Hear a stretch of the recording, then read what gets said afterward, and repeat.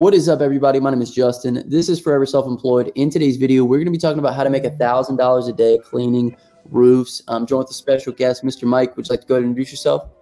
Yeah, my name is Mike Vidan. I own a business in Savannah, Georgia called All American Pressure Cleaning. Been around about 20 years. And I also have a little YouTube channel called All About Pressure Washing.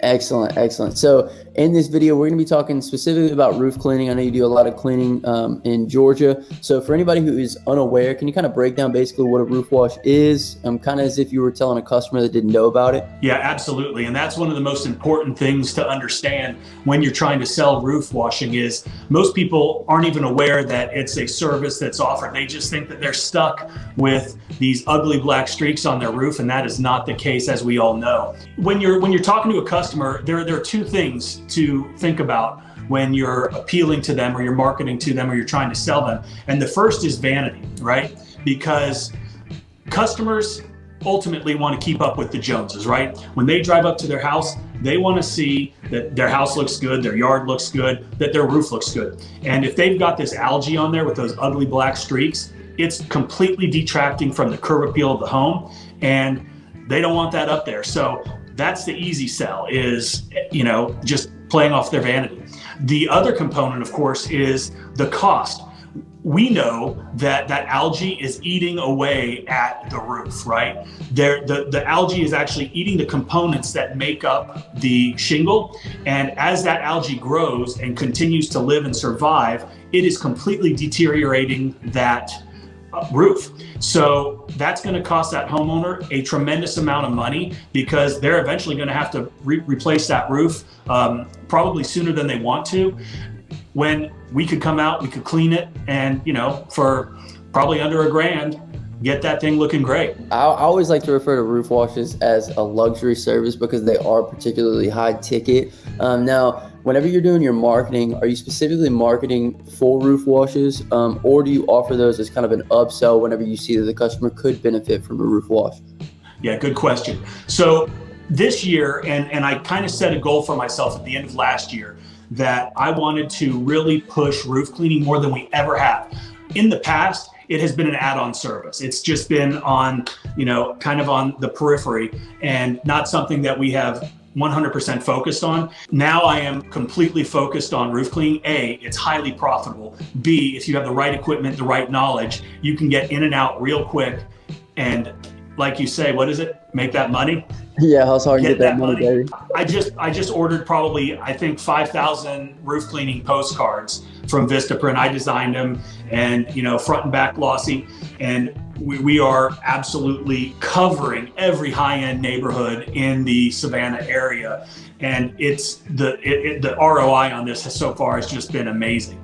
So yes, we are specifically targeting roof cleaning and educating the customers with these postcards as to what's going on their roof. Excellent, excellent. Yeah, because that's always one of the factors whenever I've been marketing specifically for roof cleaning, is you just have to deal with the education factor of the customer not knowing exactly why they benefit. And so kind of putting that in terms to where they can understand that it's a cosmetic thing, as well as you are extending the life of their roof. That's the best way to go about it. So Exactly. Obviously, like I said, it is a luxury service. It's high ticket. That's kind of why you're targeting, the more affluent areas of Georgia. Any tips specifically for justifying the price to the customer once you do get in front of them? Do you justify it at all? Or 9 times out of 10, I think if you're targeting the right area, the right market, if you're precision marketing, and that's what we do, they have disposable income.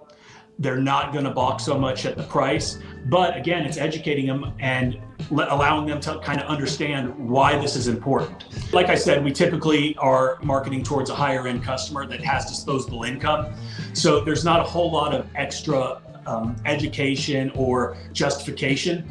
So the answer is no. But if you do run into customers that do need that justification, just like anything, like if you're a professional and you go out there and you wash a house and it takes you 45 minutes and you're charging them $400, sometimes people get upset and they say, you were only here for 45 minutes. Right. And one of the things, and it's not something that you typically say, but you need to understand that these people aren't paying for your time, right? They're paying for your knowledge, they're paying for your equipment, they're paying for your professionalism, they're paying for the end result. And the end result hopefully is going to meet or exceed their expectations. And that's what I tell people is, A, we guarantee that that roof is going to be free of all living organisms. And if you see some spots come back in the next 6 months, give us a call. We'll come back. We'll spot treat them. But ultimately, they understand that we're saving them money by, fixing this issue. Absolutely. Absolutely. So up until this point, though, with regards to marketing via flyers, you've done pretty well with those, or you said postcards? Yeah, postcards. Postcards have always been good for us. We don't do mass mailings. We do precision marketing. I have guys, my own employees, I'll hire college or high school kids to go out and I'll give them specific areas to target. When you're doing the mass mailings, you get a lot of folks in there that aren't going to be your customer. And I know who our customers are. I know where they live, and that's where we're going to market. So now that we kind of got some marketing out of the way, we talked about how we're going to do the washes, how we're going to talk to the customer about them. What are some potential add-ons that we can have for roof washing? If a customer is calling for a roof wash, always try to sell the house wash. Always try to sell a window cleaning. That's one thing that a lot of folks probably don't focus on. But if you've got a water-fed pole, and after you're washing a house or after you're washing a roof, just say, hey, you want us to hit those windows? If you've got a water-fed pole and there's no screens on those windows, it's not going to take you any time, and you can bang them for another couple $100 easy. Okay. So whenever you're doing a house wash, the windows being, relatively clean would not be considered in the same quote? Exterior window cleaning is completely separate than just a house wash. We offer a high volume window rinse with every house wash. And that's rinsing off the chemical that we just applied. In the process, you're cleaning the windows. Now, they're not going to be squeegee clean or pure, water-fed pole clean, but they're going to be clean. But if you want them really clean for X amount of dollars, we can take care of it. Okay, excellent. And that's really one of the best ways to sell any kind of add-on service is, hey, while we're there, you want us to hit that driveway? You want us to take care of your patio? Do you have a deck? These are just things while we're there, and you've talked about package deals. Package it up, make it more of a value for them, and people are willing to spend that extra money. Absolutely, especially while that truck is running. You want us to go ahead and just knock that out real quick for you? Exactly. Okay, awesome. So some potential add-ons for roof cleaning would be, you said the house wash, window wash, as well as driveway cleaning. Yeah. Anything that you offer, gutter cleaning. Hey, while we're up there, we noticed that your gutters, or you're cleaning the roof. Should we inspect the gutters while we're up there? Or your gutters are probably clean. We see a bunch of trees. Anything that you can possibly offer. The other good thing is roof blow off. Now, if we're doing a chemical cleaning, then we're going to have to blow off the roof anyway. Right. But that's something else that always keep in the back of your head. Right, just a debris removal from the roof. Correct. Right? How much would you typically charge for debris removal? And is that something that you can upsell without cleaning the entire roof?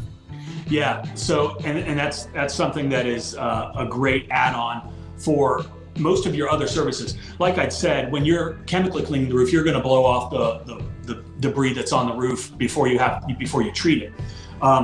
But if somebody doesn't have the algae, they don't have those black streaks, they're not a customer. They're not a potential customer for roof cleaning, but they are for debris removal. And the main thing to talk about with customers about debris removal is anything that's up on that roof is impeding the flow of water, right? So when the pine needles or whatever it is in your area are collecting in the valleys of that roof, it's impeding the flow of water. And when you have water sitting on that roof, it's going to cause severe damage. And again, it's going to cost them money. So when you're out there and you're talking about a house wash or a driveway, and you look up and there's pine needles or whatever it is up there, just say, hey, we need to get those off because that's going to cost you money, and it's only going to cost X amount of dollars to get it off for you right now. And obviously there's going to be some price discrepancy between like how big the roof is, how much debris is up there, but can you kind of give us a number of, what would be good to charge on a debris removal? Do you do it by the hour or? Right. I don't do anything by the hour. Unless it's commercial work, then we kind of take that into account when we're doing our quotes. But so this year we have raised our minimum price on any service to move that truck from our yard into somebody's, their property to $225. So if you've got a patio and it's 10 by 10, you're going to pay me $225. Now, a lot of people aren't going to do that, right? But it's not worth it for us to go and clean a $15 patio. It just doesn't make sense. So if it's just a roof blow off, you're starting at $225.